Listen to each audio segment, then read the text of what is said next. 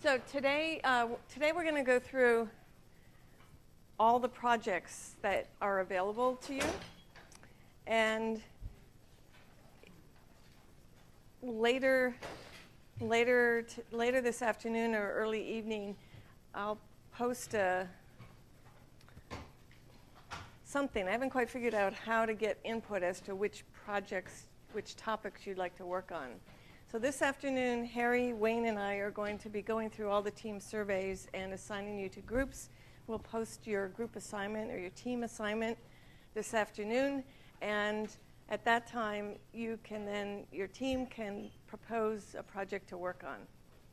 And there will be multiple teams on projects, and so I want to spend today going through all the projects. So this is going to be, I have 12 projects, so I've got 4 minutes to a project. And so it's going to be a slightly whirlwind tour of each of the various projects. So I'd just like to ask if there are any questions before I start this. No? Okay. Yes?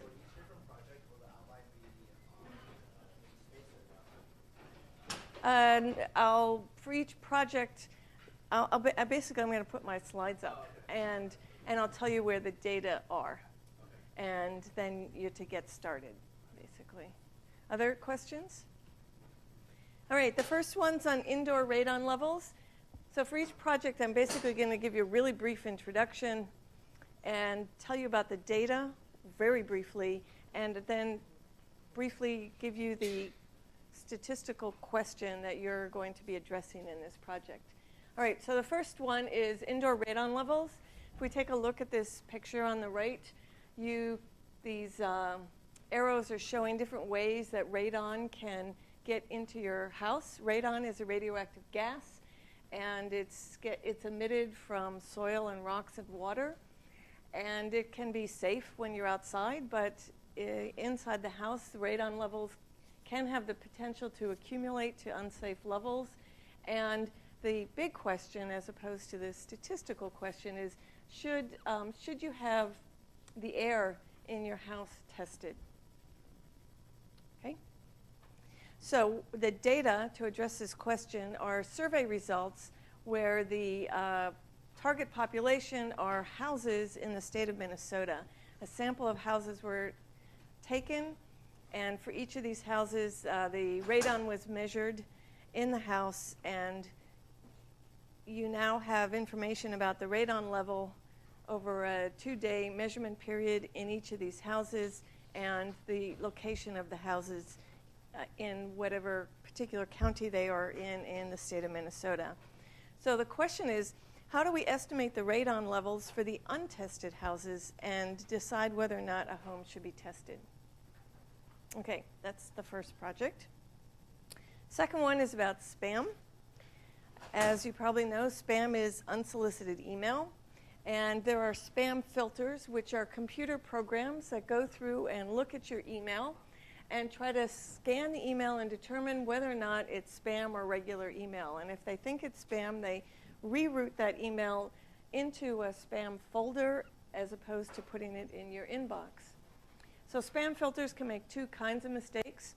They can route a good email into your spam filter, or they can let a spam email go into your inbox. And so the big question is, how do we develop good spam filters? Here's a snapshot I took yesterday of my spam filter, or my spam folder.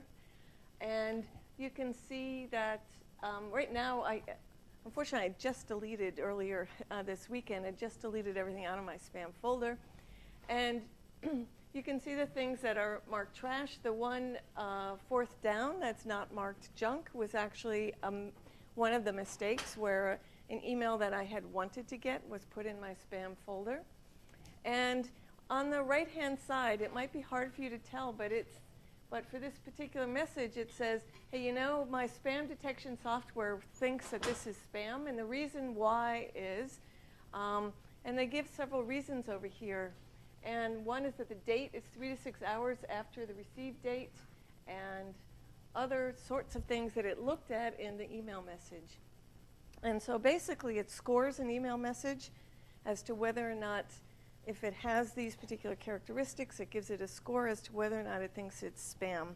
And if the score is really high, then it gets put into your spam folder.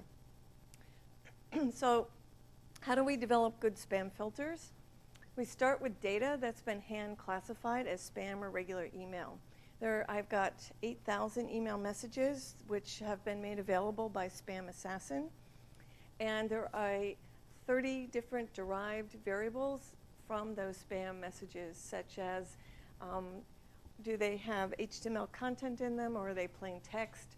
Do they use the color red a lot? Do they have lots of exclamation points? Things that you sort of, as a human, when you look at a spam or when you look at an email message, you sort of can immediately tell that that's not something you want to read by these kinds of characteristics.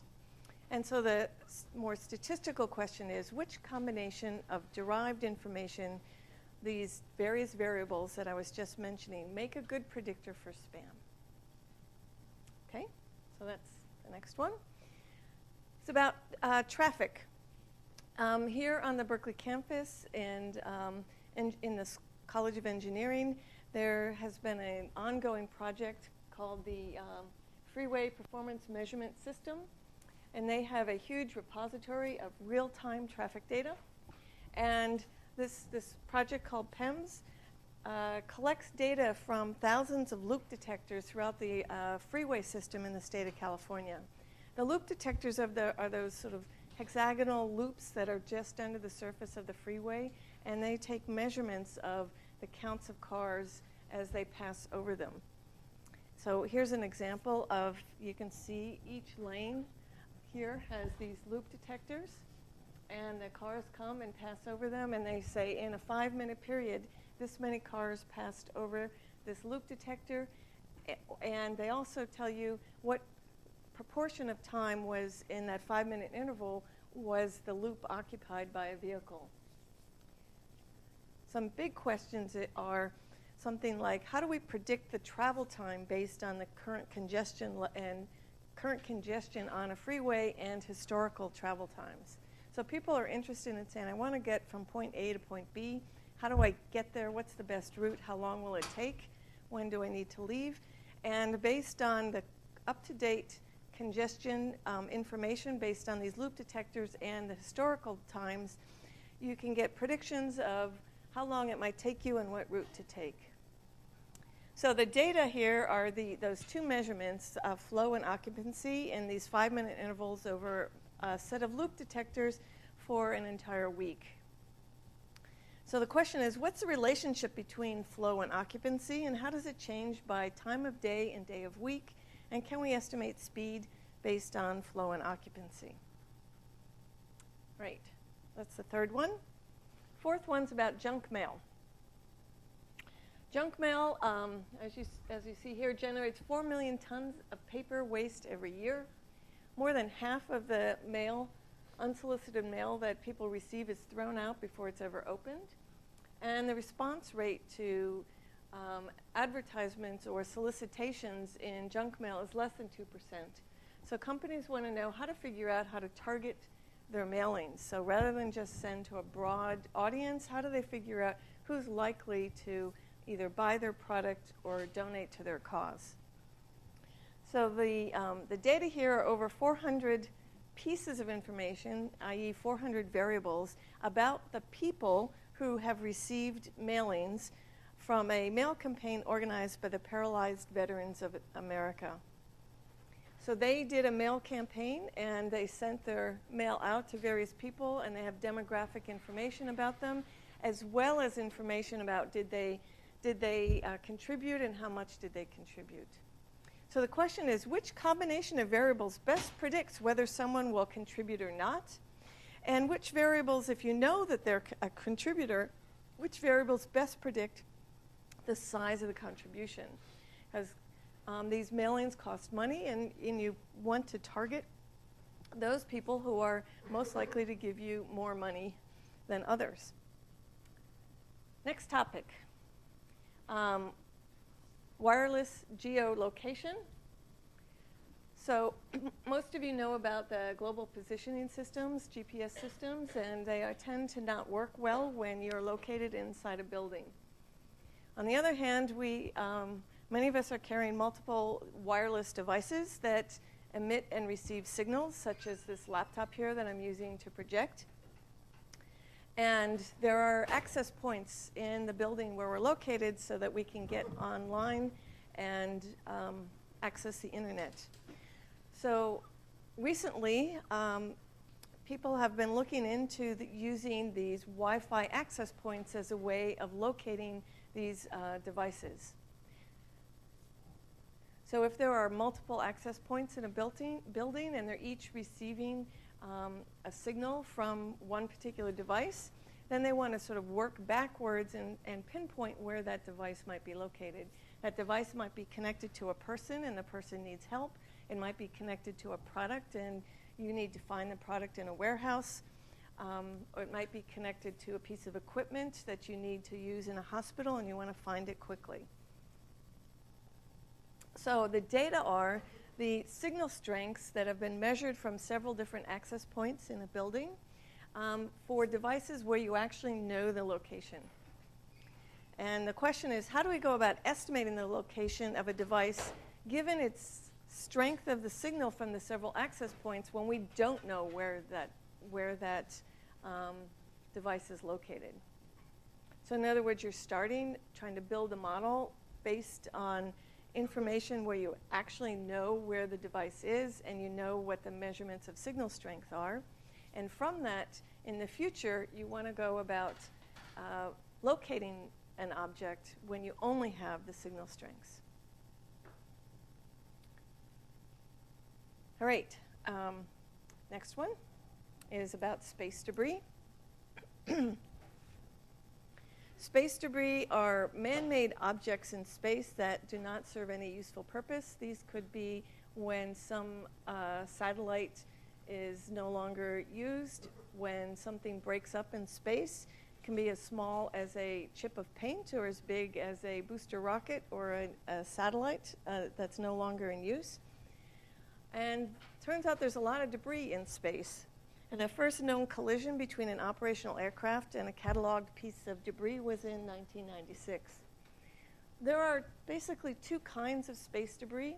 They're the space debris where the pieces are big enough that they are being constantly monitored and tracked and cataloged. So they know, scientists know exactly where each of these pieces of debris are. And then there are all the little pieces of debris, which are not cataloged. They're just too many to keep track of, and they're too hard to see. And you might think, well, what difference would these little pieces make? But when there are lots of them, and even a tiny paint chip can seriously damage a piece of equipment on a space station or a shuttle or a satellite. So the picture on the top right is a sort of a image of what our space around us looks like, full of this space debris. So the small pieces are too numerous and too small to handle individually, and instead scientists use a sampling technique to study them statistically. And the question is, can we make predictions of the risk of a collision with space debris if an aircraft were to travel in a certain path through a particular part of space at a particular time period? The data here are data from the Haystack Observatory, and they're the day, hour, minute, and second, the time when a piece of debris passed through the viewpoint of this telescope and the cross-section of the debris. So the question is, what can we determine from these data about the distribution of debris in space?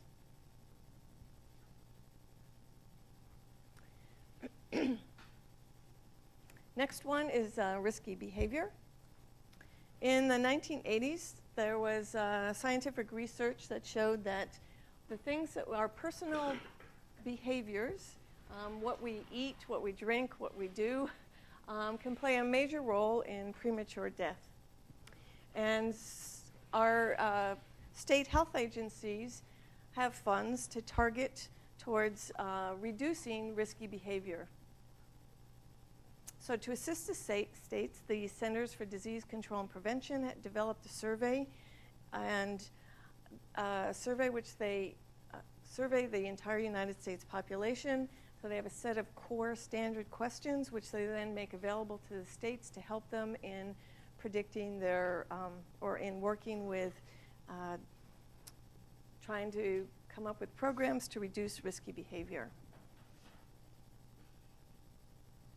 The data is a survey of 200,000 people in the Behavioral Risk Factor Surveillance System survey from 2000. This is an annual survey.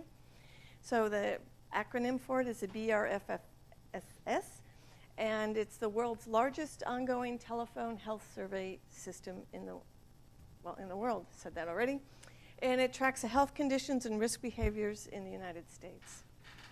So the question is, how do subgroups of the people surveyed, how do they compare in terms of their behavioral risk factors? This is a very huge survey with lots of data that's been collected on the respondents. All right, next one's about rainfall. So 3 reasons why trying to understand and predict the amount of rainfall might matter. The first one is that the frequency of downpours is important for planning for floods. A particular kind of event that planners are quite interested in is what's called the 100-year event, which is what's the size of the storm that might occur, the once every 100 years huge flood and storm, because they build roadways and other buildings to protect against the 100-year event. Another is the frequency of rain. How does rain, like in California, the way rain happens is quite different from the East Coast. Here, it tends to not rain at all in more than 6 months of the year, and then we have light rainfall throughout our rainy season. Whereas in other parts of the country, there can be large downpours throughout the entire year. So this has an impact on questions and planning for agriculture and how vegetation grows. And the third is the change in climate, the global climate change due to global warming. And and the question there is, what happens to these extreme precipitation events as the Earth gets warmer? So the data here are the daily precipitation measurements for many decades, measured at several different locations in the Colorado Front Range. And the Colorado Front Range has quite a variance in elevation. And the questions are, how does precipitation vary over space and time? How does rainfall vary over the Colorado Front Range, which is more specific? And what's the size of the 100-year event in this region? The problem is, to see a 100-year event means you need to have lots of records of rainfall over hundreds of years, and we typically don't have that. The next question is another environmental question. This one's about mercury. So mercury is naturally released in the air and the water by volcanoes and forest fires, but at the same time it's also released by human activities such as burning coal, smelting ore, and mining. Over the past 100 or so years, since the Industrial Revolution, the levels of mercury have increased in the atmosphere and in the surface water. So bacteria in the water take mercury and convert it into methylmercury, which tends to interfere with nerve cell division and affects visual, auditory, motor centers of the brain, and in really high levels is toxic to your kidneys. So when people consume, it's thought that when people consume, for example, fish with high levels of mercury, that can then affect your nerve cell division.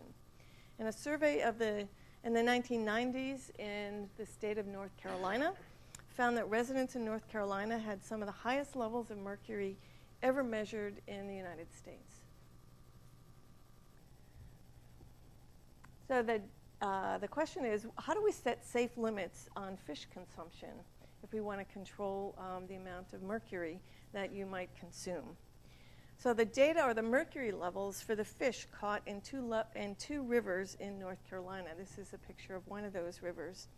And the question is, can you predict the mercury levels in various different sizes of fish from these two rivers in North Carolina?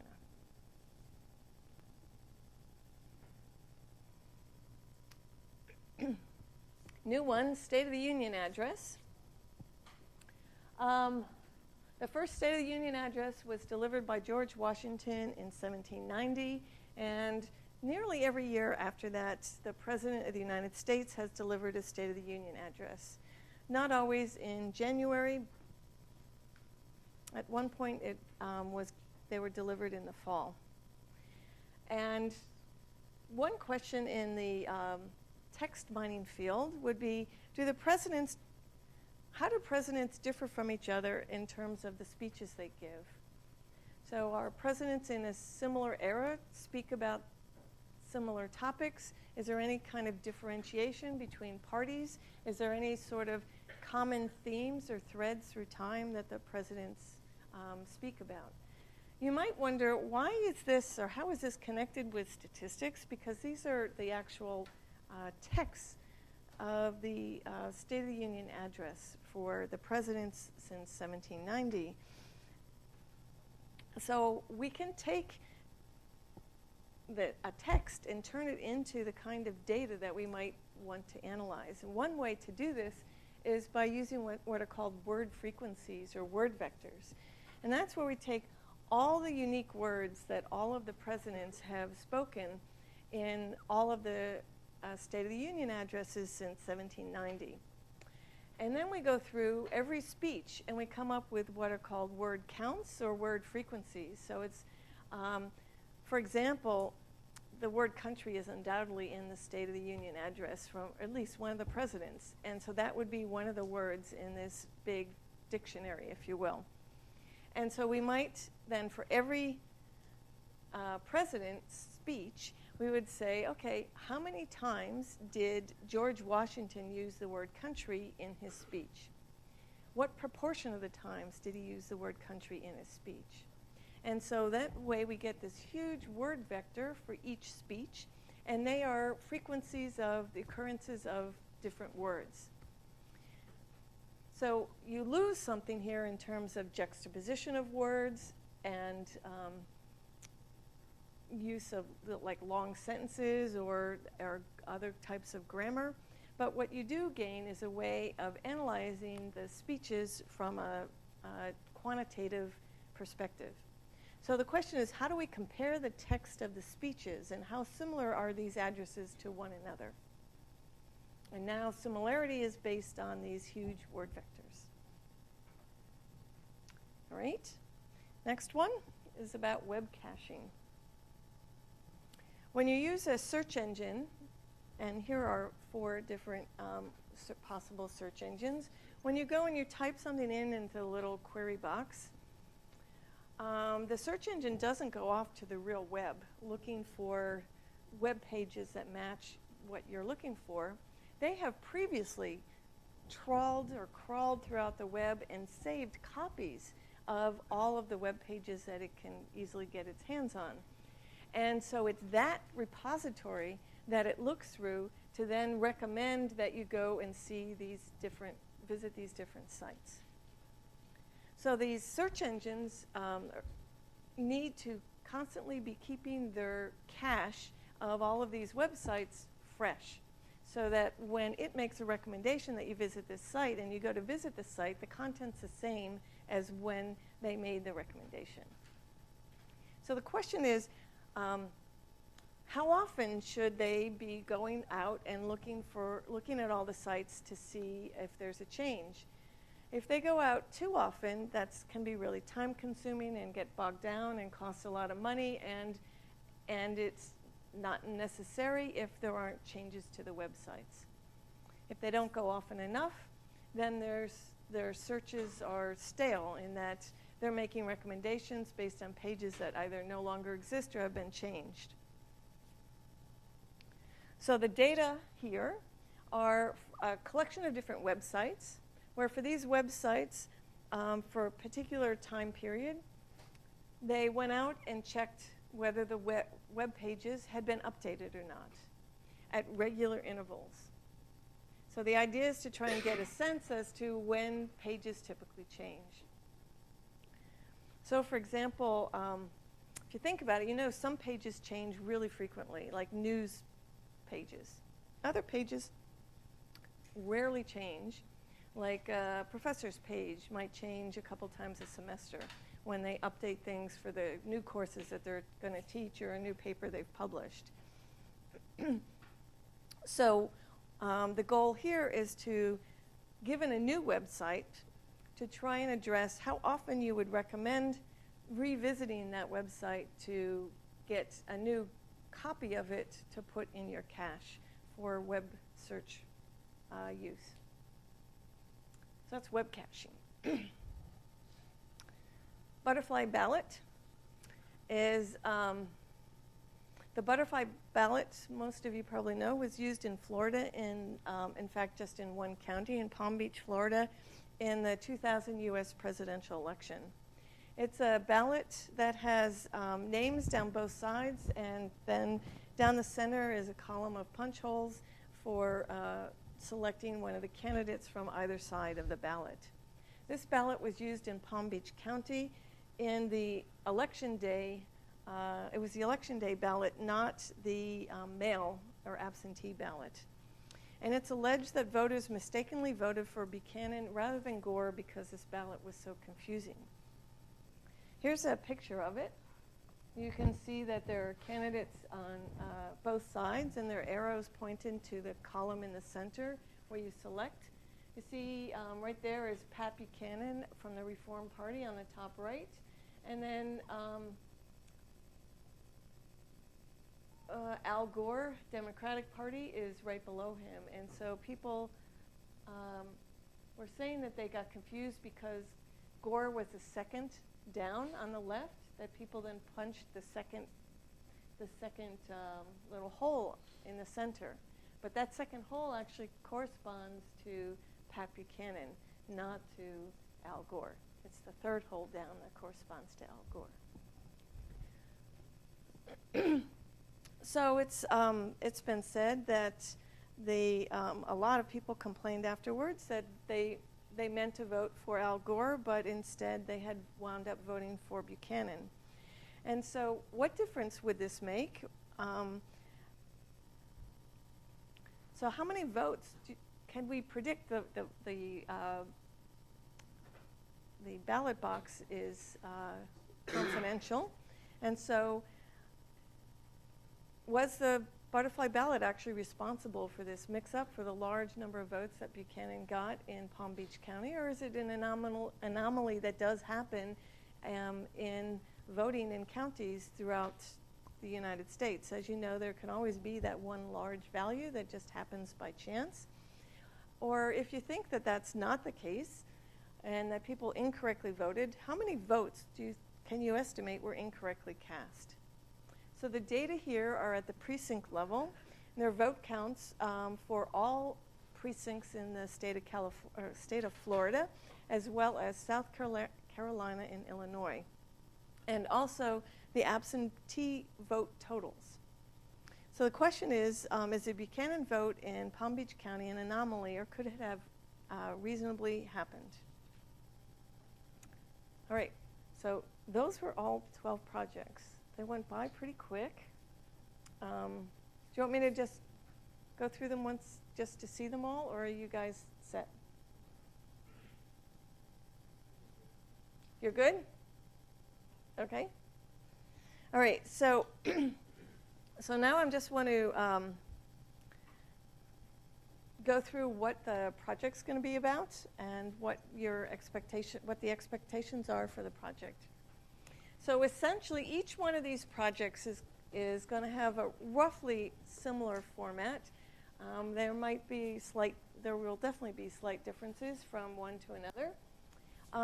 The first thing will be to investigate the background to the problem. I've barely touched on the background in a slide for each of these 12 topics. And there will be references that I can give you, but you will also want to go and do your own searching to find more information about the background of these projects. Another piece of the project will be to get hold of the data and to start exploring it, to see, just to get familiar with the data and see what's there from a very sort of informal analysis perspective. So that will be looking at lots of summary statistics, graphing the data, seeing what relationships you can find, but always keeping in mind what you're aiming for is to try to answer the sort of bigger question and the statistical question. In addition to this sort of informal analysis, what you will also be wanting to do with more formal types of analysis, that could be for survey data, creating confidence intervals, which we'll be talking about this week, or when we've got many variables, it could be using a regression or least squares technique for making predictions, or it could be also doing some sorts of hypothesis testing. So the Harry, Wayne, and Mike and I are here to sort of help you in terms of doing that next stage of the formal data analysis as well. So it might be that you'll learn a topic that's slightly, it's connected to the material that you've studied in class, but maybe slightly new to you as well. And so our goal is to sort of help you in that respect, to conduct a data analysis that's aimed at answering that statistical question. And then it's really important that we've spent a lot of time in this class on how to make really good informative plots and visualizations. And it's important for you to, in both your informal and formal data analysis, to be able to express your findings in visual formats. The next thing says, iterate the 3 previous tasks. And by that I mean that our data analysis is never, or rarely, is it a single linear progression through the data analysis, where you first do your exploratory data analysis, then you do your formal analysis, you come to your conclusions, and you're done.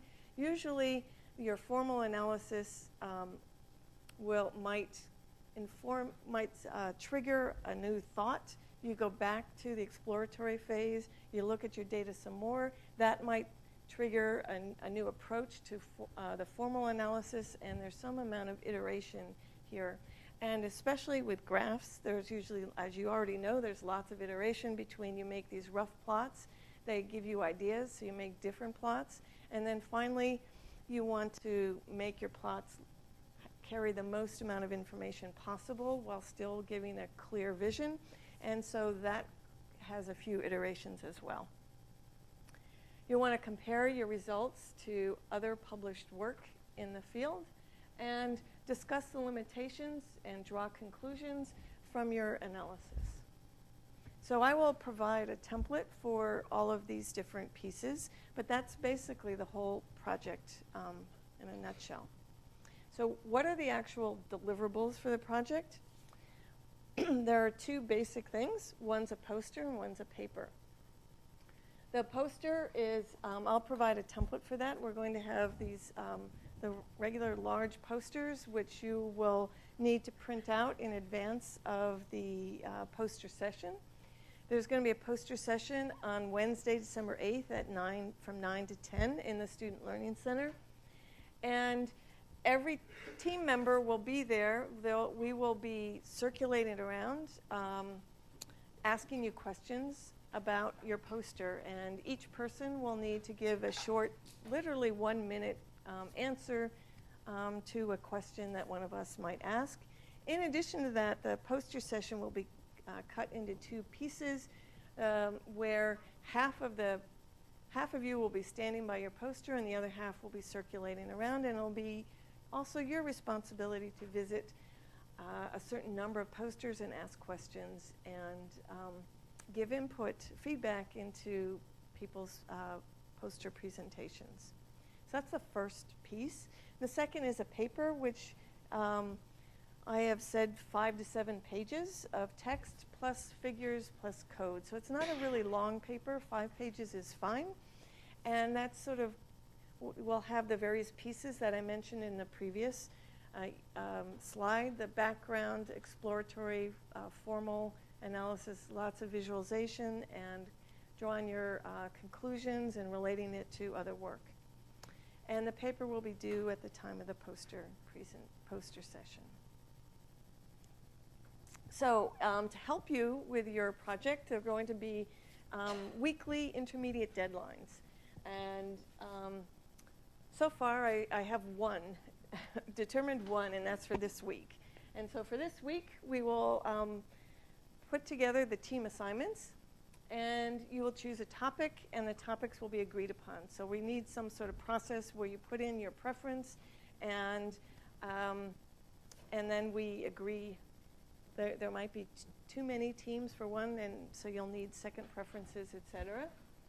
Then on Thursday, we'll have all of the data ready for you, and so your team will meet for the first time in section. You can meet before then to familiarize yourself with the data. So you'll be loading in the data, taking a look at it, seeing how big it is, starting to do a little bit of exploratory data analysis, and at the same time beginning to ask, well, what kind of background research should we be doing? And you can spend some time with Google searches looking for other data and research and results on the particular topic. So that's this week's assignment. Okay, oftentimes I hear people complain about teamwork where, oh, we all get the same grade and such team member didn't carry their weight. And so I'm doing something really different this semester with these teams. I've never done team assignments before. Usually I let you just pick your own teams. But the team survey is going to help me, I hope, balance out and have very productive team members with different strengths. And at the same time, I want to build in ways to help the team member the team members work effectively, or the team to work effectively as a team. And so, as mentioned in the previous slide, once a week, we will devote the section to working on your project in teams. In addition to that, the teams will sort of determine who will have primary responsibility for which part of the project, but the data analysis part, every member has to have responsibility for some piece of the data analysis. So it's not okay for somebody to be only in charge of the background and never get their hands dirty with the data. And you will communicate to me who is doing which piece of the project. That will be clear on your poster and clear in your paper. And all team members will have the opportunity, even though you are responsible for one piece, each team member must have the responsibility of reading and offering edits or editing all parts of the project. In addition, we'll be developing forms that will enable team members to give confidential feedback to each other on how well the project's working and what they view as the contribution from each of the team members. And that will be used as part of the grading for the team. If I may make a recommendation, Google Docs is excellent. That's true. You can use Google Docs if you like. Right. I won't restrict you from doing that. That's a good idea. But I will be reading the hard copy. But yes, Google Docs is a really nice way to share a document and have multiple people editing it. Okay, that was my last slide. So are there any questions?